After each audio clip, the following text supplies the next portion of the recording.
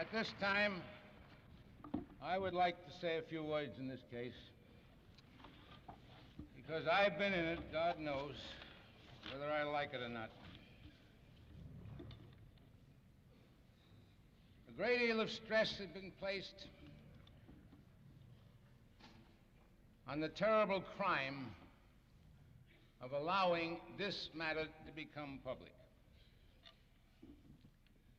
If that is a crime, then I, to some extent, am responsible for that.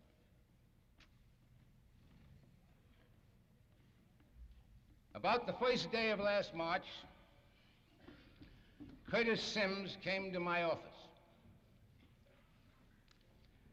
And he said to me, I am going to prefer charges against the general president of our organization.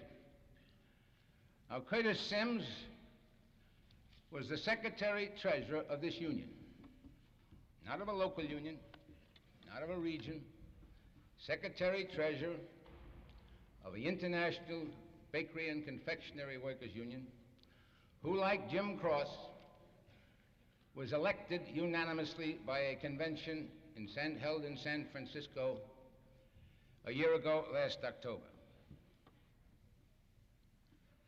He had with him some documentary evidence that looked very conclusive regarding some of the things that later came out to public view. Well, my reaction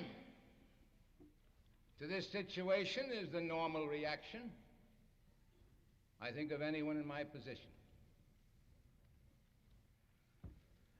I said, is this an inter-union rivalry of some kind? I said, I've been hearing reports about it.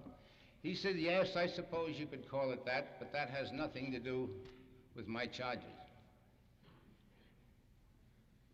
He said, I'm inquiring from you. He said, my main reason coming to see you is because of a situation I find in our international union where I am about to prefer charges against the president, and there is no procedure available in our international union to hear such charges. I asked him how that come about. He said, well, at our convention in October of 1956, the convention officially done away with the procedure for hearing charges that had been in the Constitution for some years. And they instructed the president or the executive board, I'm not sure which, but they instructed someone in authority, perhaps the attorney, to prepare a new procedure and gave the executive board permission to adopt a procedure. In other words, the convention delegated its authority to the executive board to come up with a new trial procedure of some kind. He said, that has not been done, so at the present moment we do not have a trial procedure. And I'm just, he said, concerned that that may be used to prevent these charges from being heard. I said, well, that is a matter entirely for your international union. I don't know what I can do about it, but I just cannot see an international union failing to follow the instructions of a convention. I can understand perhaps some delay, but if you're going to bring charges, then it's quite obvious that the international union must have some procedure under which to try those charges. I said, however, there's nothing the AFL-CIO can do about that. That's entirely up to your international union. He said, well, I'm going to file these charges, and of course I hope that we can come up with a procedure. He said, in addition, I am going to file charges with you requesting an investigation by the Ethical Practices Committee under the Constitution of the AFL-CIO. In addition to that, he said, I am going to notify each and every local union in the bakery workers by mail at the same time as I file the charges against Cross. At that point, I said to him, well, after all, is that necessary? Is it necessary to get this matter out to your local unions at the same time that it's going to the board? Can't you wait until the board takes action and reports to the local unions? He said, I could, but I have no intention to. I said, well, why are you doing this? He said, I know I'm going to get my head chopped off. I know where I stand. He said, but at least I want the local unions to know from the very inception that I filed the charges, that I took the initiative, so that when my head is chopped off, it can't be said that I let the local unions know and that I made charges against Cross after he had chopped my head off. I said, well, what do you mean by chopping your head off? He said, well, he controls the board. I said, what about this evidence? Do you think that this evidence would have some effect on the board? And frankly, the evidence, as I say, looked very damaging. He said, well, it may have. He said, but he's got pretty good control. I said, why? You say this matter has been going on for some time. Why did you wait till now? Why did you not bring it up at the convention a year ago? He said, well, he said, I was hopeful that I could bring about a change in the situation. I have been hoping for some time I could do that, but I have been unable to do so. So on March the 3rd, just 2 or 3 days later, he filed the charges.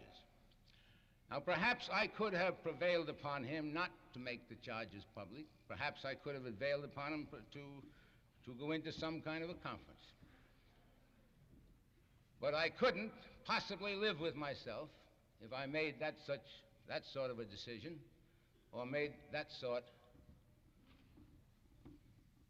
of a request of him, because it would amount to covering up something that I had nothing to do with, something that was the business of the Bakers Union. And in the face of the attitude of this organization on matters of corruption, I felt that I could not make that request and did not make it, even though I thought of it at the time. And I knew, of course, that this was going to be a mess. In giving the reasons for filing the charges, and also for not filing them sooner that he gave me, he practically used the same line of reasoning in his letter to the members. This is the letter that went out on March 3rd.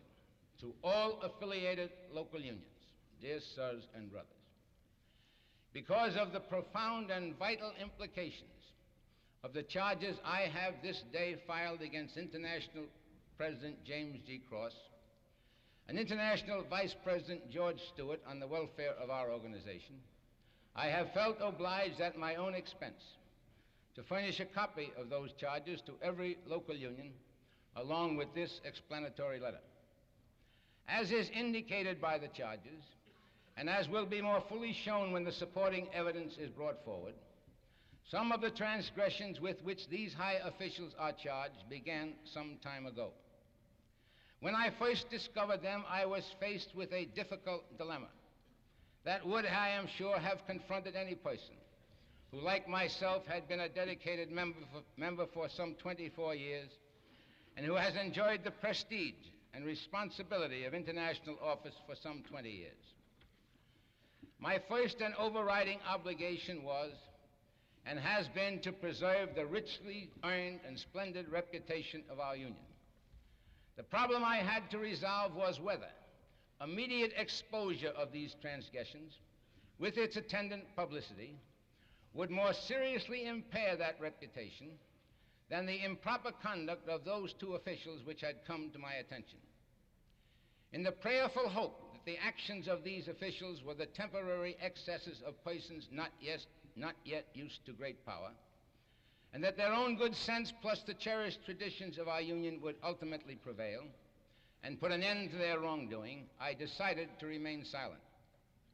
Most regretfully, however, I have been forced to the conclusion that a continuing silence would be far more injurious to the good name of our union, because instead of improving, the situation became much worse. In my studied opinion, we reached a point where the persistent and accumulated evils being perpetrated by these officials will, unless checked by the orderly procedures of our Constitution, literally destroy our status and effectiveness as an honest American trade union. I have reached that conclusion. Having reached that conclusion, I, of course, was left with no choice other than to invoke our constitutional procedures. I want every member to have my personal assurance that the sole and exclusive motive for bringing these charges is for the good and welfare of the membership of the Bakery and Confectionary Workers International Union. That letter, as the date shows, went out on March 3rd. Monday morning's New York Times contained a story of the charges and also a denial of the charges telephoned from his Palm Beach home by Jim Cross. And also an announcement that he was immediately calling the board into action. And I want to tell you, this fellow's an amazing fellow. He really did call them into action. They met on the 6th of March. He got right up to Washington from the south. And on the 6th of March, the Bakers Executive Board adopted a procedure for trials so that they were ready to go. On the 7th of March, they met at 2:30 in the afternoon, and the trial of Cross and Stewart on the Sims charges started. It lasted some time. There were a number of votes taken. All of this was given to us by the Bakers, the record of these hearings. There were a number of votes taken, and on some of the votes, Cross and Sims were exonerated by a unanimous vote, which indicates that there was this so-called conspiracy of four vice presidents wasn't so well organized at that time. But on other charges, Cross and Sims were exonerated by a vote of 13 to 4, I believe. Cross and Stewart, I mean. But the sum total of it all was that both were completely and fully exonerated. And I am informed from the record that this exoneration took place at 2 o'clock in the morning of March the 8th. At 2 a.m. on March the 8th, the trial of Sims started on counter charges which had been filed by Cross, and which his lawyer admitted under oath that he wrote the decision before he got to the meeting. And at 2:30 a.m., Sims was suspended, 1/2 hour later. And he was suspended, and by action of the board, by majority action of the board, was denied access to the office. He never got back in his office from that moment to this. His personal effects were sent to him a few days later. Now, this fellow Sims is the self-confessed disloyal trade unionist. I hold no brief for him. He has no way of appearing before this convention. The organization is suspended, and the privilege of answering the charges naturally goes to the president. And I repeat again that he was an elected official. So this was swift, really moving fast. About a month or so later, the McClellan Committee got into this thing. I see where the charge is made that Sims ran to the McClellan Committee. I don't know whether he ran there or not, but I know he got a subpoena. And whether he went over and sought a subpoena or not, I don't know. But he didn't go there. And the McClellan Committee started to dig into this evidence. The evidence that Sims brought to my office and that which he presented when he made formal requests for action by the Ethical Practice Committee a short time later included a number of matters and showed a photostatic copy, among other things, of a cash sheet of a local union in Chicago under trusteeship. under trusteeship imposed by the international president. And the vice president in charge of this local, the trustee, a man by the name of George Stewart. This man, of course, was exonerated on the face of this evidence. This cash sheet, under date of December 29th, 1955, showed an expenditure of $13,100.18 in the form of a check sent to District Council of Teamsters, Joint District Council of Teamsters, number 43 in Detroit, Michigan. It showed that also, a few days later, licenses were issued, ownership licenses were issued for 2 Cadillac cars, each costing $6,550.09.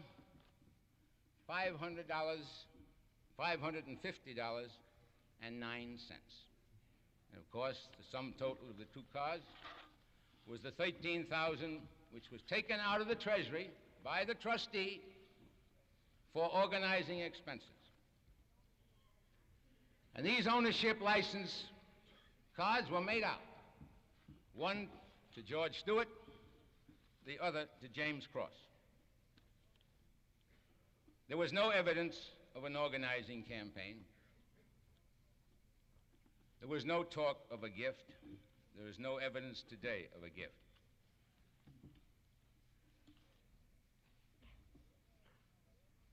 There is evidence, however, that Sims brought this matter to the attention of Cross in March of 1956, when this cash sheet was being processed through the general office. And at that time, Cross said that it was a gift, or go get some evidence, or something to that effect, and there was no action taken, and this evidence was presented at the time of a meeting of the General Executive Board of the Bakers. 3 weeks after this period in March of 1956, the day book of this same local union showed an expenditure of $2,143.67, also sent to Detroit, and this entry was marked gift for James Cross. A local union 300, also in Chicago, had a like amount on its day book at that time, likewise sent to Detroit, and with the notation, the same amount, $2,143.67, presentation to Cross. The total of these two sums, $4,287.34, is the price of a third Cadillac. And strangely enough, I don't know why this happened, but it did get on the records of the two organizations something about a gift. But the third Cadillac wound up in Washington, D.C. under the registration of George Stewart. Before the Bakers Executive Board, according to the minutes sent to us, Cross stated he didn't know anything about it. Before the Senate committee, under oath, he said that he did get the Cadillac and that he had returned it and made restitution this year after the charges had been filed by Sims. There were other matters that were brought up. The question of improper connections with the employer, borrowing large sums of money. And there's no use of boring you with all those. The Ethical Practices Committee seemed to think that the improper connections with the employer were more grievous offense against trade union morality than was the stealing of the members' money. I'm kind of old-fashioned. I think the stealing of the members' money was the worst thing. Now,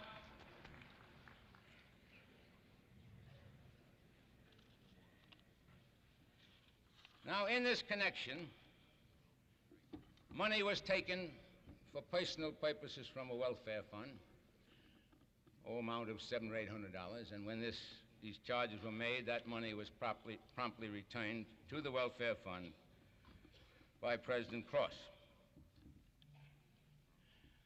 However, there's another matter that bothers me about this thing. It again pertains to the members and their interest in their funds. From time to time, letters are sent out to the entire membership at a cost, I understand, of over $6,000 per letter. And these letters tell all about the case, all about the AFL-CIO Ethical Practices Committee, all about Sims. But in no one of these letters do I find any discussion or any answers to the charges or even any reference to the charges. Now, I think that's a waste of the members' money. 2 weeks ago today, no, 2 weeks ago, coming Wednesday, I believe, the 27th, after the Baker's Executive Board had made a request for me to sit with the committee. They wanted the committee to appear before the pre-convention meeting of the council, and I told them that I didn't think they would have the time, but they said they wanted the committee to come and see me, and I said that I would meet the committee provided that Cross was not with them. He's too clever for me. I didn't want any part of him. So they sent a committee of 4 vice presidents on the 27th of November. And dated November 27th is a fact sheet entitled, "These Are the Facts." This is a second in a series of fact sheets which is being sent to the entire membership in order to keep you up to date on what's going on. And it tells of the visit of this committee, and this fact sheet evidently was got out this very same afternoon that the committee was visiting me, and perhaps it was set up and typed before they left. I don't know. Your committee asked, Mr. Meany, why didn't the AFL-CIO send its own investigators over to our international headquarters to examine our books and all financial transactions as it was invited to do by President Cross? Mr. Meany answered, we do not conduct any investigations of our own. We do nothing more than use the charges brought by Sims and those aired by the McClellan Committee. Of course, I surely maligned the Ethical Practices Committee if I made any such answer, but naturally I did not make any such answer, nor was the question asked in that way. The question was asked why we didn't send our investigators into the office. There was nothing said about an invitation, and if there was any invitation at any time, I am completely unaware of it. And I said that, of course, we do not have investigators. We depend on the hearings before the Ethical Practices Committee. And I can say to you that those hearings have been long and extended. Now, the second question, why has the AFL-CIO promised a charter to the rebel integrity group when such action will result in a dual union in our jurisdiction with all its resulting evils? That question was not answered. The question was, had the AFL-CIO promised a charter? And my answer was promptly no. I have never had a conference with this group. I've had no request for a charter. But however, here's the answer that appeared in this fact sheet number 2. Mr. Meany replied, I have not made any commitment to anyone about the granting of a rival charter to the so-called Integrity Committee. Brother Schnitzler may have, but neither I nor the Executive Council has made any such comment. Well, I didn't say anything about Brother Schnitzler, whether he had or not, because I knew, as far as I was concerned, nobody had. Then the comment that goes to the members, apparently Brother Schnitzler and Brothers Conway, Miller, DeConcini, Goodman, and Sims have moved a little too fast and promised a little too much. Or perhaps they are just indulging in some wishful thinking to put themselves in a position of power and prestige. Then the third question, and that's all there is in this fact sheet, why is the AFL-CIO not willing to see that our convention, what our convention does on March 3rd and so forth? Why does the AFL-CIO apparently fear the democratic process and a membership decision? Why does the AFL-CIO feel it must dictate to our membership? Mr. Meany replied, nothing but full and complete compliance with the Executive Council's directives would be acceptable, and the AFL had the power to issue such directives because when a union is in the AFL-CIO, it gives up part of its autonomy and independence. That answer is, to a great degree, correct. I did say that show them the Constitution, to show the executive council power to issue directives in a case like this, and I also made the comment that when the organizations took part in the founding of this organization and became part of it and adopted the Constitution, to the extent that they subscribed to the Constitution on matters of this kind which had a bearing on their own Constitution, to that extent they did give up some of their autonomy when they voted for the Constitution. Of course, that's an argument that a good many people would perhaps disagree with, and however, I don't know of any other interpretation that can be placed on it in view of the facts. However, the thing that annoys me about this is that this cost over $6,000, and it isn't worth 10 cents. And the members pay for that. Now, this stuff about the Honest Ballot Association, I happened to see a letter somebody sent in to me. God, people send me a lot of stuff. That this other group that was mentioned refused to take this agreement with the bakers because it did not give them any rights to look into how the delegates were selected. They could only look in as to what the delegates done after they got to the convention to see that there was an honest count. Now, what is this present situation? I find myself, after having listened to Brother Cross, in the position of wondering whether or not the Appeals Committee should have taken more summary action. Now, I know why the Appeals Committee thinks in time of a convention. We'd like to keep this union together. And they're thinking in terms in the convention in the hope that in some way the bakers can be prevailed upon to comply with the directive and therefore keep the union united in the AFL-CIO.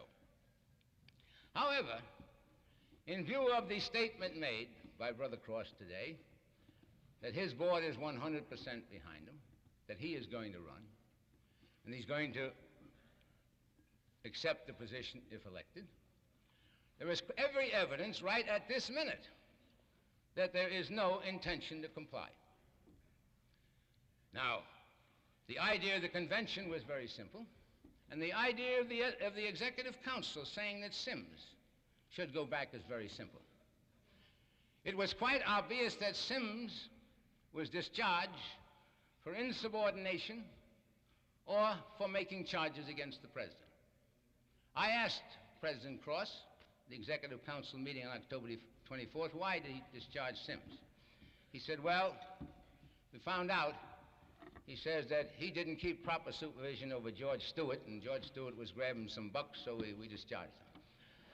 At that point, I presented Brother Cross with the copy of the charges signed by his own name, and which he cited the various articles of the Constitution. And these articles had to do with bringing the union into disrepute. And of course, the point was that Sims brought the union into disrepute by allowing the charges against Cross to become public property. Now,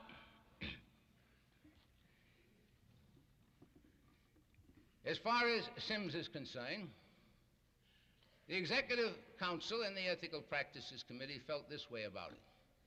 He certainly had a guilty knowledge of what was going on, all these things. He had to have it. He was in a position where he could see it going on to some extent.